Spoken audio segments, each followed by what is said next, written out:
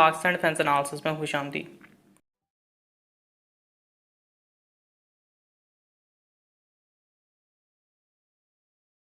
China के Chang'e E5 lunar exploration programme की commemoration की एक तकरीब मुनक्किद की गई थी, जिसमें पाकिस्तान की भी नुमाया रिप्रेजेंटेशन मौजूद थी।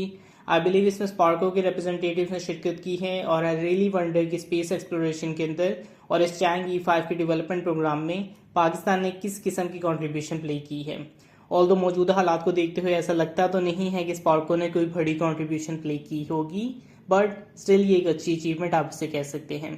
इसके साथ एक बहुत बड़ी अचीवमेंट जो है चाइनीज स्पेस प्रोग्राम में हुई है और पहली बार चाइनीज एस्ट्रोनॉट्स या जिसे टाइकोनॉट्स भी कहा जाता है चाइना के बनाए हुए स्पेस स्टेशन पर भेज दिए गए हैं। लॉन्ग मार्च 2F के जरिए इन एस्ट्रोनॉट्स के कैप्सूल को लॉन्च किया गया और लॉन्च होने के 7 घंटे बाद ये एस्ट्रोनॉट्स कामयाबी से तियानहे-1 कोर मॉड्यूल में डॉक कर चुके थे, जो कि तियांगोंग स्पेस स्टेशन का सबसे अहम हिस्सा है। जस्ट अ रिमाइंडर कि इसी स्पेस स्टेशन में 2022 में एक पाकिस्तानी एस्ट्रोनॉट्स या तारिकोनॉट ने इसी तियांगोंग स्पेस स्टेशन पर डॉक करना है। सो इस पूरे सिस्टम की डेवलपमेंट वाकई में पाकिस्तान के लिए भी आगे चल के अहम हो सकती है। अभी के लिए जो 3 टाइकोनॉट स्पेस में मौजूद हैं उनका मकसद जो है तियानहे-1 को एक्टिवेट करना है, जो कि इसका कोर मॉड्यूल है। उसके बाद चंद अहम टेक्नोलॉजीज की टेस्टिंग भी जो है इस पूरे प्रोग्राम में मौजूद है। तकरीबन 3 महीनों का स्टे उनकी जानिब से स्पेस स्टेशन की तैयारी के जेर नज़र तियांगोंग स्पेस स्टेशन पे होगा। सो इंटरेस्टिंग टाइम्स जो हैं फ्यूचर में चाइना के लिए खड़े हैं। पाकिस्तान भी इसका हिस्सा होने वाला है। सो लेट्स सी कब तक पाकिस्तानी साइड की डेवलपमेंट हमें देखने को मिलती है।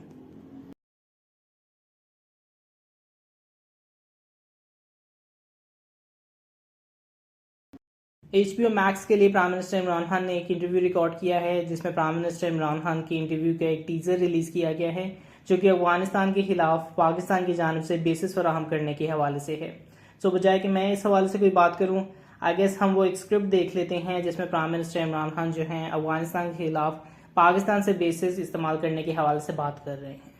Will you allow the American government to have CIA here in Pakistan to conduct cross-border counter-terrorism missions against Al-Qaeda, ISIS, or the Taliban? Absolutely not. There's no way we're going to Seriously? allow any bases, any sort of action from Pakistani territory into Afghanistan. Absolutely not.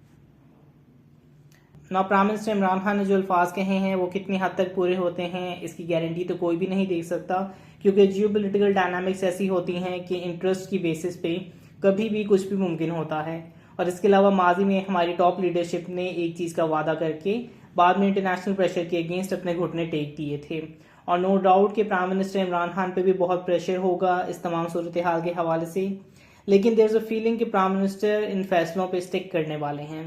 The fact कि उनका Joe Biden से नीचे protocol के किसी भी position holder से मुलाकात करने से इनकार, खुद ये इंटरव्यू जिससे उनका नैरेटिव सबके सामने वाज़ेह हो चुका है, इन चीज़ों के बाद अपने फैसले तब्दील करने के बहुत ख़तरनाक असरात जो हैं मुरतब हो सकते हैं, जिसमें सबसे ख़तरनाक शायद तालिबान का पाकिस्तान के खिलाफ बगावत का ऐलान ही हो सकता है। आई थिंक इसका एक ट्रेलर हमें जल्द ही देखने को मिल सकता है, क्योंकि रजब तैयब एर्दोगान पूरे मूड में लग रहे हैं कि वो काबुल एयरपोर्ट की सिक्योरिटी की जिम्मेदारी जो है वो टर्किश फोर्सेस को नेटो के बैनर के नीचे देने वाले हैं। शायद ये हमारे लिए एक टेस्ट रन हो सकता है ये देखने के लिए कि तालिबान इस हवाले से कैसे रिएक्ट करते हैं। ऑलरेडी इसकी उन्होंने सख्त मुखालफत कर रखी है और थ्रेट्स भी टर्की को दी जा चुकी हैं, लेकिन तालिबान किस लेवल तक जाते हैं इस हवाले से ये हमारे लिए एक अच्छा इंडिकेटर हो सकता है। लेकिन शायद इसके साथ साथ हमें टर्की के पर्सपेक्टिव को भी देखना होगा कि आखिर टर्की क्यों चाहता है कि अफगानिस्तान में अपनी मौजूदगी रखे। आई थिंक जब तैयब एर्दोगान की जो बाइडेन से मुलाकात हुई तो मेरा इनिशियल ख्याल ये था कि इससे शायद F-35 की डील उनके लिए वापस खुल जाए, जो टर्की US के हालात में थोड़ी सी कशीदगी आ चुकी है उसमें कुछ बेहतरी आ सके। लेकिन कुछ रिसर्च के बाद ऐसा लगता है कि चीज़ें जो हैं इससे कई गुना मुख्तलिफ और कॉम्प्लिकेटेड भी हो सकती हैं।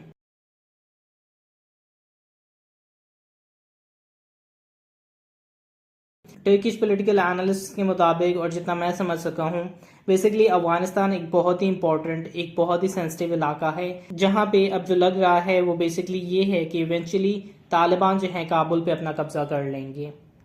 तालिबान की जानिब से काबुल पे अपना कब्जा कर लिया जाएगा और अशरफ गनी और उनके साथियों की कोई वैल्यू नहीं रहेगी और मुमकिन है कि वो अफगानिस्तान से चले भी जाए। लेकिन इसके बाद क्या होगा?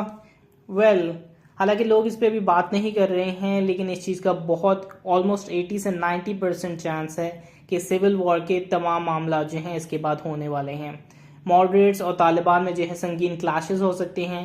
शायद पाकिस्तान के लिए एक और रेफ्यूजी क्राइसिस इस वजह से खड़ा हो सकता है।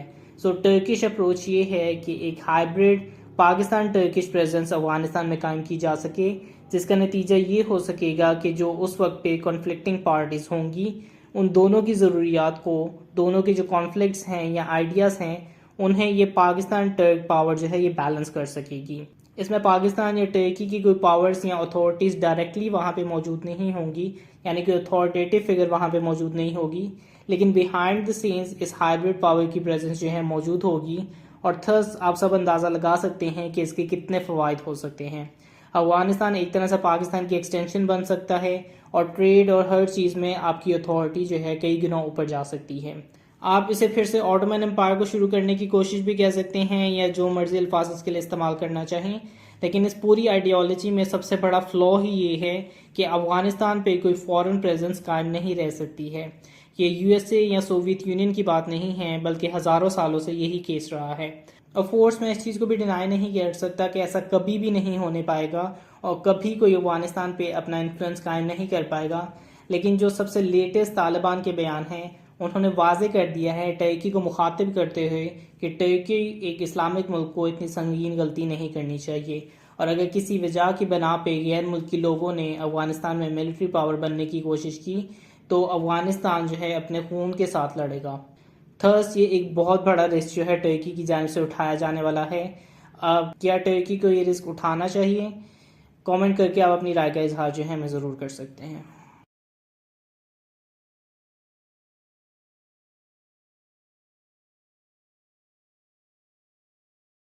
According to Chinese military, China की जानब से AI based fighter jets fly किए जा रहे हैं ट्रेनिंग मिशन पर्पसेस के लिए, और उनका ये दावा है कि उनकी जानब से अब ह्यूमन पायलट्स को भी हराया जा सकता है। चाइनीज़ एयरफोर्स के one of the best pilots और एस का ये कहना है कि AI बेस्ड फाइटर जेट्स बेहतर से बेहतर होते जा रहे हैं और अब रूटीन में जो है डॉग फाइट्स के अंदर वो इंसानी पायलट्स को शिकस्त देने में कामयाब होते जा रहे हैं। PLA के मुताबिक से नॉर्मल पायलट्स ही नहीं बल्कि अपने अपने स्क्वाड्रंस की एसिस को भी AI की जानब से हराया जा रहा है, जिसमें आर्टिफिशियल इंटेलिजेंस जो है पायलट की टैक्टिक्स उसी के खिलाफ इस्तेमाल करती है, लेकिन बेहतर तरीके से इस्तेमाल कर रही है।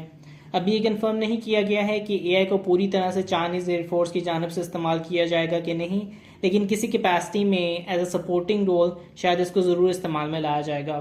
फ्यूचर एयरक्राफ्ट के अंदर जो है AI एक तरह से नेसेसिटी बनता जा रहा है। अभी भी माइनर लेवल पे इसका इस्तेमाल हो रहा है। लेट्स सी कि इसकी इम्पोर्टेंस जो है इंसानी अथॉरिटी को कब सरपास कर सकती है।